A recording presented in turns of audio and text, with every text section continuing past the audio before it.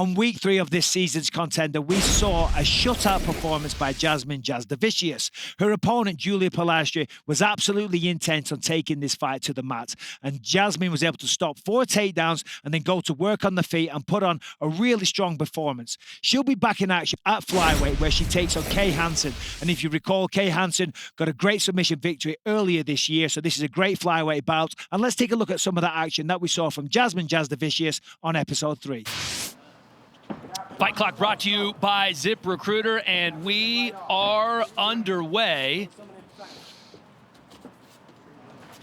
This one, Yanni's best bet of the night, like that, Jasudavicius.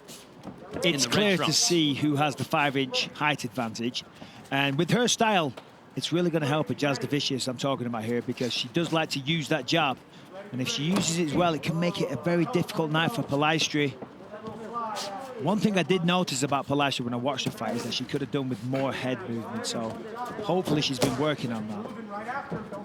Polastri said she's been working hard on her wrestling. I'm sure she's been working the head movement as well, but already Jasudavicius getting that clinch position that we see her want all the time in her fights, in her past fights, and a beautiful trip there, getting it to the mat, which is exactly where she wants it. Yeah, and she made that look really easy, you know, almost no resistance there.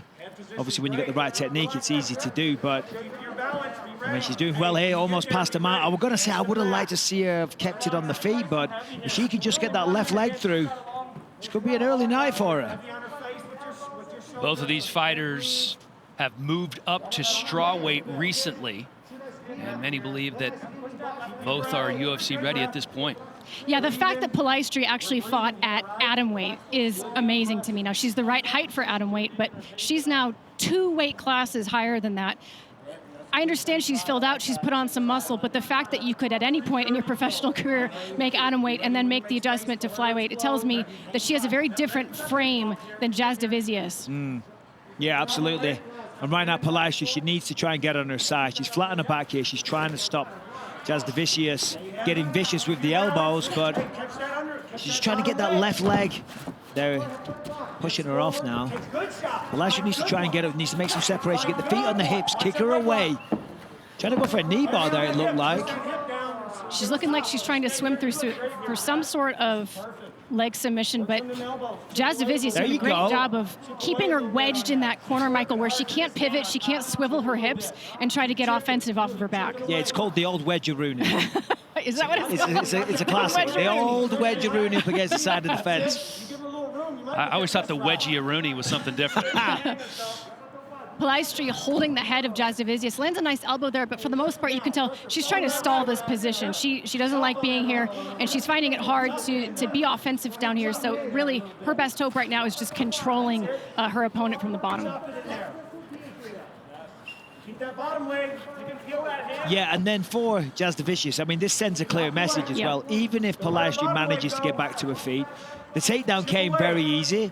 And of course, doesn't seem to be much of a submission threat. Granted, she's only in half guard right now, but still, I'm not seeing much movement in the way of the hips and things like that. So, as I say, Polastri does get back to her feet. The path to victory for Jasudavicius is very simple. Just take her down again. Yeah, I think Jasudavicius is more interested in finding enough room to land some ground and pound rather than looking for submissions here. She's got this great, she's got a knee right on the face, sliding through with those elbows.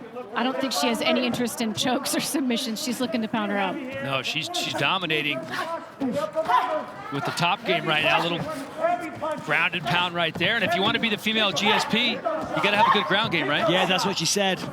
That's what she wants to be. And on the flip side, Polastri said, I want Dana to say, wow, I need this girl on the roster. Not really the message you want to send right now, but it's not how you start, it's how you finish. But so far, very dominant first round for Jasudavicius, of course. Yeah, we're coming up on 3 minutes of ground control for Jasudavicius here in the first round with a minute to go now. Yeah, Polastri is holding down this half guard right now. I'd love to see her get to one of her hips, possibly her right hip, shrimp out hard and look to build her base, or look to possibly get a sweep from deep half, something where she could either come out the backside or begin to build her base. It's clear to me that she's not comfortable in this position, and get-ups from bottom half are tough. They're really rough. What you said there is absolutely spot on. An easier way for me to say it would be, I'd like to see her do something. She hasn't done anything yet. She's been flat on her back for the most part. both shoulders on the canvas. That's a no-no. I mean, it's hard when you got someone on top of you raining down blows, but so far, it's not the showing that I'm sure she was hoping. Oh, and here we go. Jasudavicius just Full raining down. Oh, heavy shots. 15 seconds to go, and she landed some big ones. This is where the length of Jasudavicius plays to her advantage, too. I mean, she essentially can rain down those punches even when this is close. Palastri's kicking out. She's gonna make it out the round. Oh, only just barely makes it. All right, ladies, second round. Fights on. You know, in the corner, they say keep your distance to Polastri. It's like, no, she's at a 5-inch height disadvantage. I don't know what the reach is, but definitely at a disadvantage there. She's got to go forward. She's a Muay Thai practitioner. There's a beautiful head kick. She's going to go forward and let the hands and the feet go.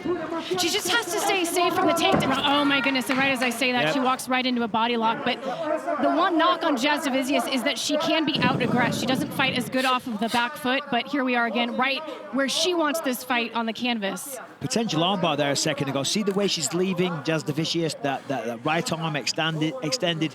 That's asking to be armbarred all day.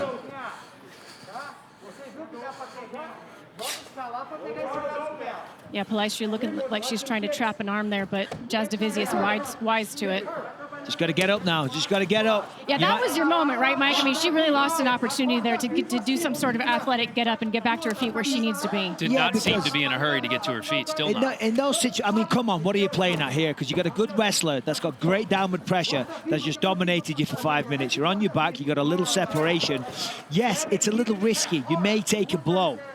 You may end up in a bad position, or you may get back to your feet and have a chance of winning this fight. Unfortunately, in this situation now, you got to take chances, and there it is. Yeah, you keep a third point on the ground so you can't get kicked in the head. You put your hand out in front of you, and you just make it happen, right? You have to, in those instances, just go for it.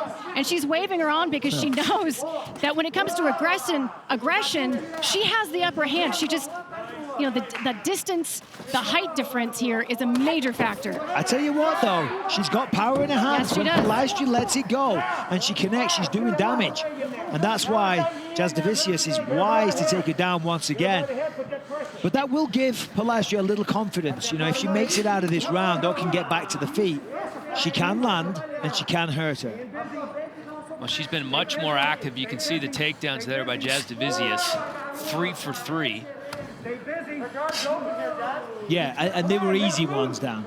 You know, there wasn't much resistance. No, Polastri back up, though. That was smart of her. Got to watch those knees anytime you're against a shorter person. The tie clinch is a beautiful weapon to use. You would think the experience factor goes to Polastri. She's been a pro twice as long and had twice as many fights as Jasudavicius, but doesn't seem to be the case so far. Yeah, you know, I mean, that is great to have, you know, the experience advantage. But it looks like she's just way smaller and she's getting outworked. She's at a disadvantage in the wrestling, you know. Jasudavicius just doing a beautiful job here in this tie clinch, landing knees. One of the things that she talked about was the work at Syndicate, being able to train with other women of the UFC caliber who are her size. You know, when you only train with guys, and I hear women talk about this all the time, it's a great thing. Like, yeah, the guys go hard on me, but the problem is you get this false sense of your skill set. You're not as good as you think you are, or you're better than you think you are, and you don't have a fair measure. She went to Syndicate, she got great work in, and you can see that in this fight right now. She's very confident, and this is much better than the last couple fights I saw of hers, Mike. Yeah, and as we said before, you know, Joanne Calderwood, Roxanne Maraferi, people like that, these are some of the best in the world. So it's only going to make you better, and it's going to give you a lot of confidence. As is, drilling that midsection with those knees like she did a second ago. That will take it out of you. The viewer at home probably doesn't realize, but those add up, don't they? Oh, yeah. And they last. They affect you later in the fight. It's not just the shot when it happens. They add up over time. There it is. That's a good weapon of hers. I've seen her use that many times. Well, she landed a knee earlier in the first round as well. Polastri has power in her hands, guys. I've seen her rock girls in past fights. If she can find the distance, find her target, this could be her fight. See, look at this now. She's having success. She's pressing the action. She's going to control the range so she doesn't get into the clinch range. She's got to stay on her feet here, though, as well, and now go right back to it.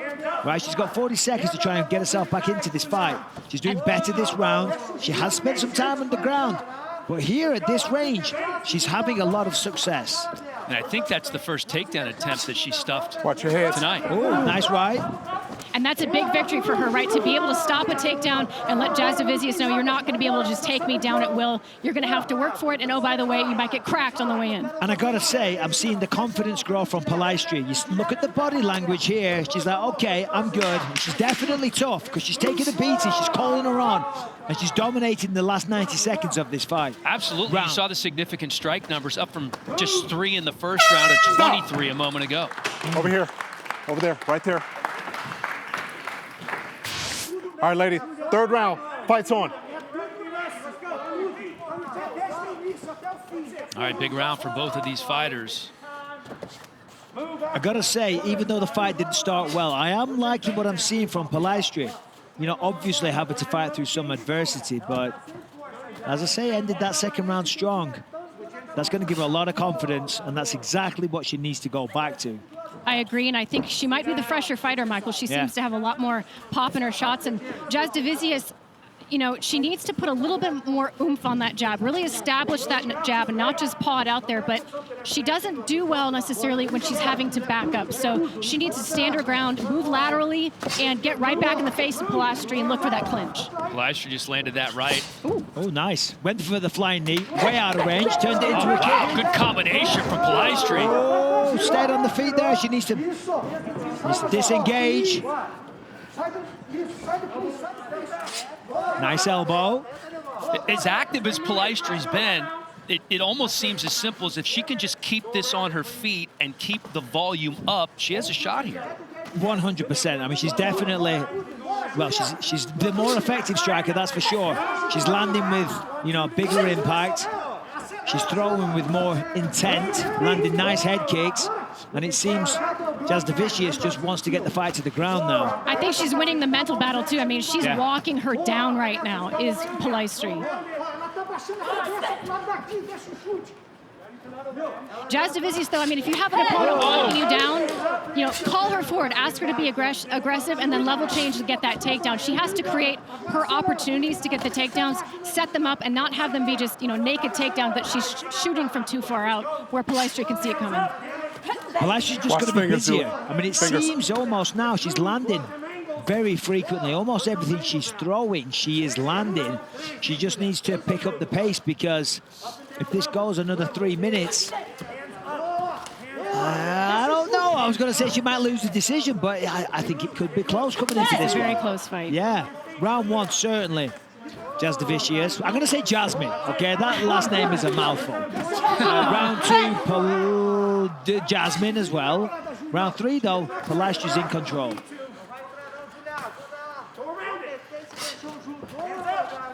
I do think it's going to come down to round two, because that was a very close round. And while I'm with you, I might give it to Jasudavicius. There's definitely a case to be made. There's definitely a case to be made that Polastri did enough to steal some of the judges' scorecards. She certainly had more significant strikes in the second, but not by a ton. She's being much more effective when she does land.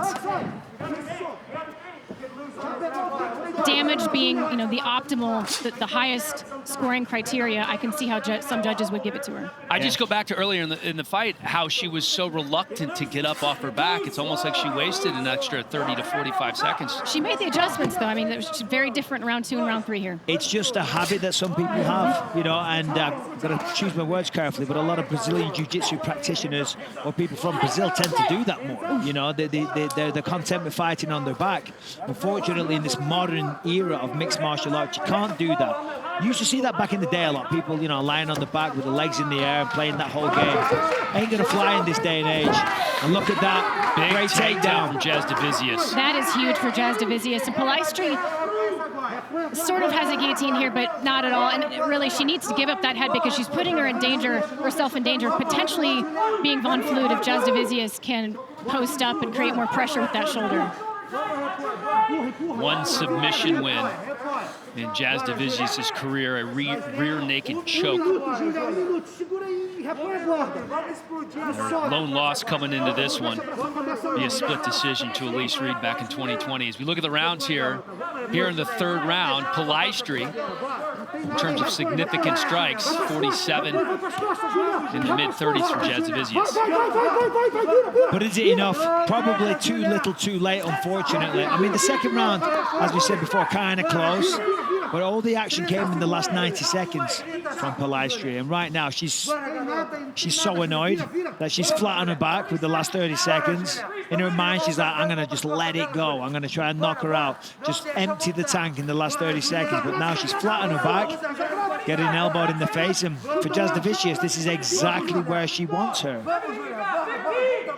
14 seconds to go in this fight. A strong finish for Jasudavicius, who was trailing in significant strikes just moments ago, but tried to land the ground and pound. As we wrap this one up, it's going to go to the scorecards. Let's bring in Yanni the Greek Corrales. Yanni, what were the odds that this was going to go to a decision? Though heavily favored, about 2-1, that it goes over 2.5 and that it goes to a decision, both girls to win by decision were underdogs. Jasmine, plus 150 underdog to win by decision. Julia, plus 240 underdog to win by decision. Shows you how competitive expected going into this one. So Dana talking to both fighters, telling them they're both badasses, so he enjoyed that fight. Yeah, look, listen, both ladies showed a lot of good stuff. You know, here's what we saw primarily from Jasudavicius, some great takedowns, and she made them count. When she got on top, definitely did some damage, had a strong ground and pound. On the feet, Polastri very strong, landed some good shots, nice head kicks, and the body language really impressed me. You know, she didn't look phased or hurt by particularly anything that she took. So she's got what we say in England, we say the minerals. She's got the minerals for this sport for sure, but got to try and keep on the feet. Ladies and gentlemen, after 3 rounds, we go to the judges' scorecards for decision. All 3 judges scored the bout 29-27 for your winner by unanimous decision, Jasmine Jasudavicius. Yep, there it is. So Jasudavicius improves to 6-1 on her career. You throw in her amateur record, that's 10-1. She made her pro debut just over 2 years ago. The interesting thing is that the first round, a 10-8 round across the board for Jasudavicius. And I do agree with that. I agree with that. It was a very, very dominant round. She did a lot of work. She controlled her for the majority of the time, 3 minutes, I believe. And she did some real good work. You know, Mark Smith was looking closely at the end there. You know, she was raining down solid elbows. Didn't get the finish, though, of course, as we know, the Contender. That's what this is all about. You got to make an impression. But it was an entertaining fight. She did herself proud. The main job is winning, and that she did.